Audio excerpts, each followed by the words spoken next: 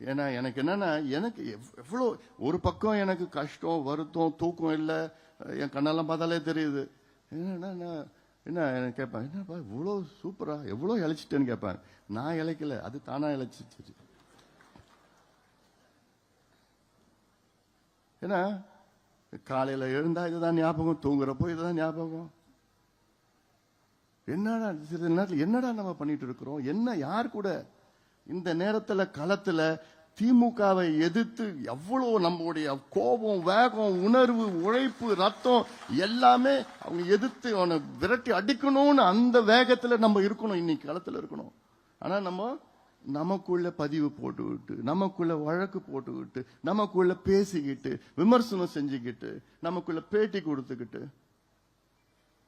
இதெல்லாம் என்னால தாங்கிக்க முடியல. நான் கனவுல கூட இப்படி நடக்குமா நான் நினைக்கவே இல்லை இதெல்லாம். ஆனாலும் ஏன்